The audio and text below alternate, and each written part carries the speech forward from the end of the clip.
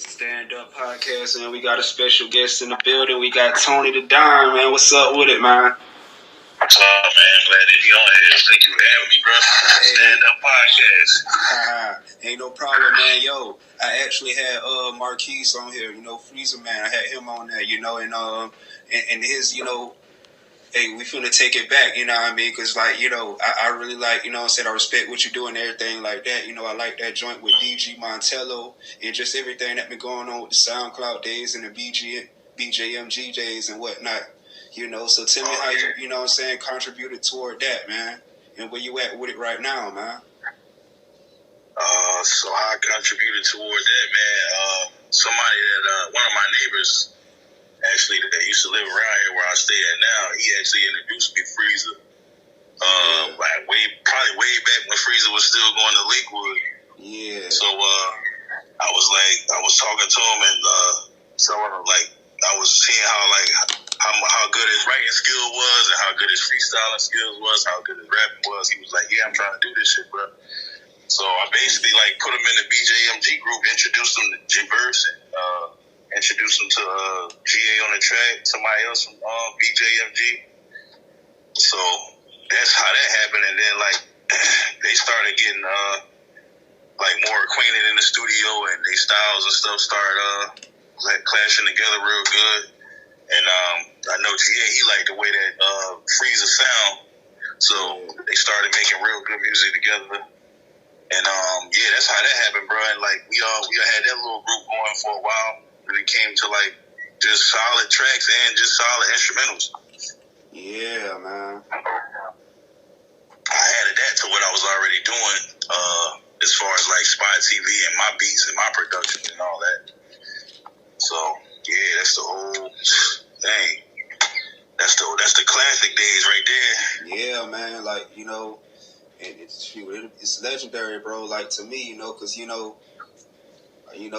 just me having to experience all that, from just as a fan, because I was just a fan, I told Marquise, y'all know him as Freezer Man, that it's one of my childhood friends right there, from since Manchester, so it's I really look up to all that, and it just being so captivated and just so motivated toward that whole movement, that whole group, and I know, y'all may gone y'all separate ways now. I think J-Verse, that's KJ, right?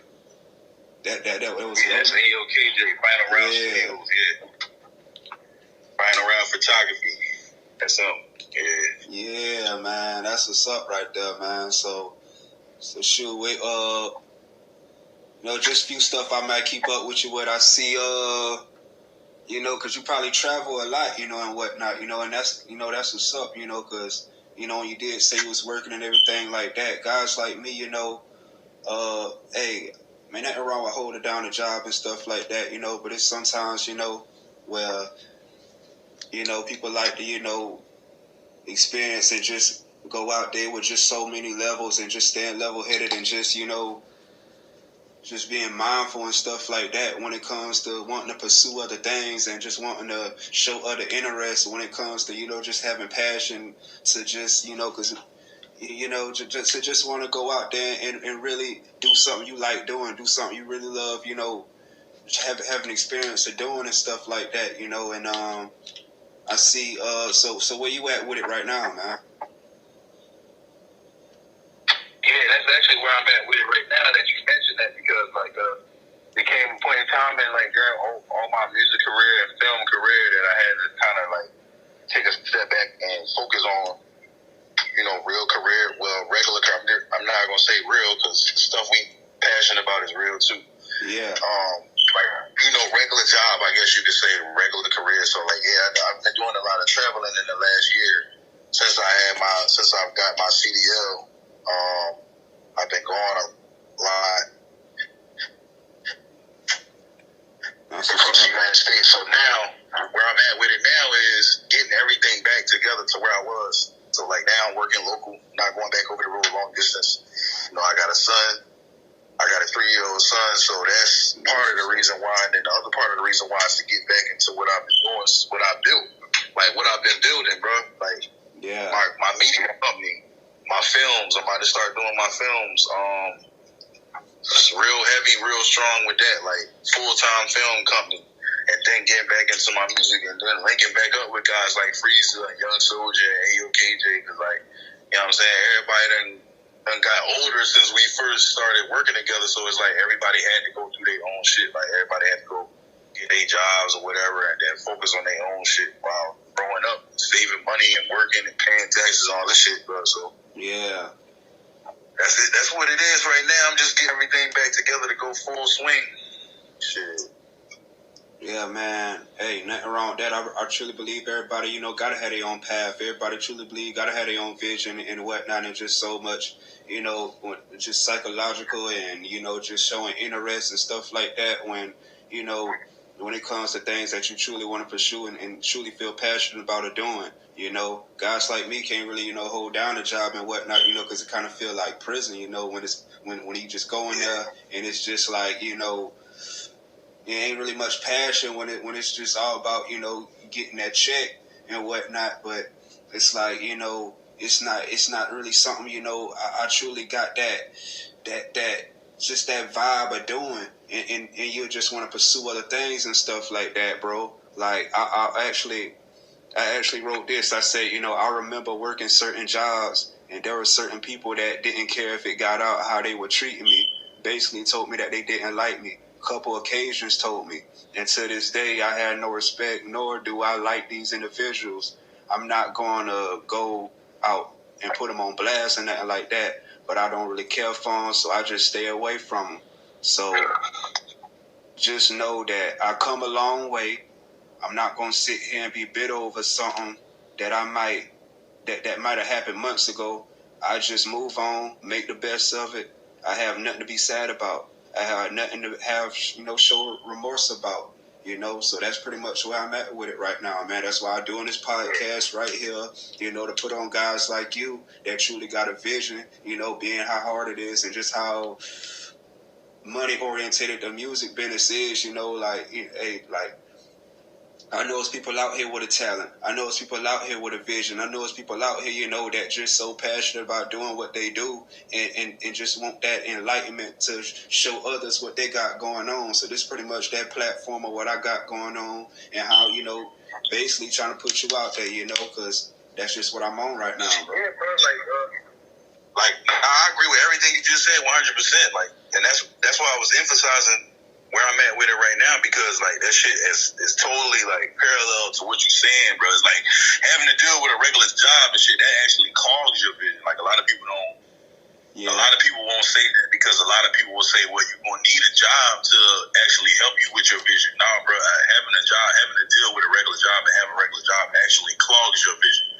But without trying to make this an excuse type theory, or like without trying to make this segment right now all about having a regular job, basically what we saying is like it's always a bounce back from whatever you got to do to keep on going and where you got to like to where you're going. So yeah, so fast forward to today.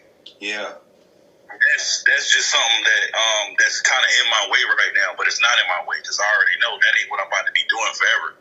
Like I drive trucks local. I get up every day 1 o'clock in the morning, and I go do my job, come back home, go to sleep, whatever the case may be.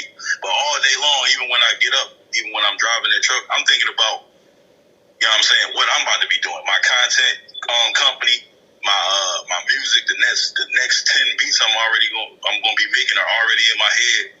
The next music I'm writing, that's already in my head. So that's the only reason I'm going to this fucking job every day in the first place. So most definitely. And that's why I appreciate you saying like you know that you've been a fan of what I've been doing, because you already done seen like what it's gonna be like from back then to the now. You already seen what it's gonna be.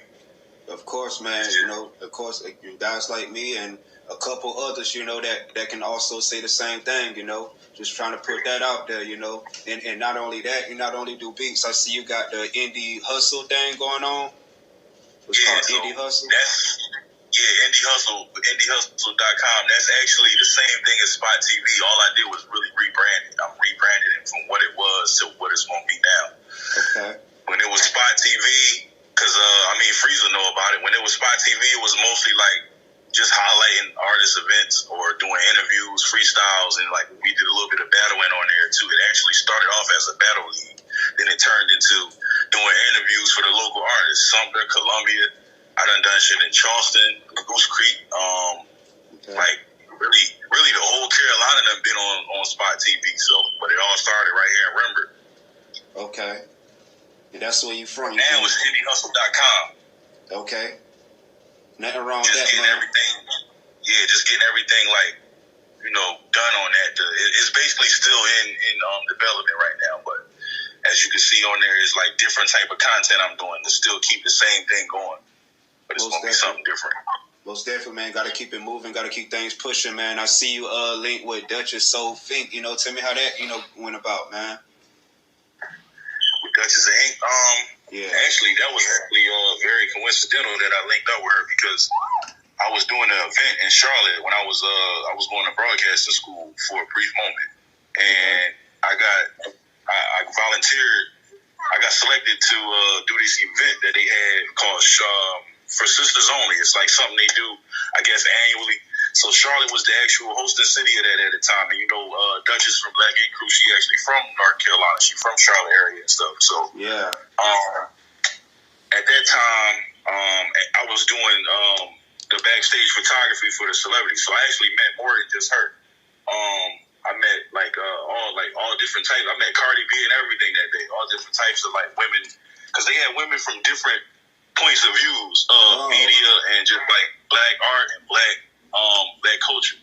They had like different what they call them, not social media, but reality show back at that time. So long story short, she was back there backstage, and I was already taking pictures of other celebrities and stuff, and she was like walking up, talking, and taking photos, and I just asked her, could I take a picture with her?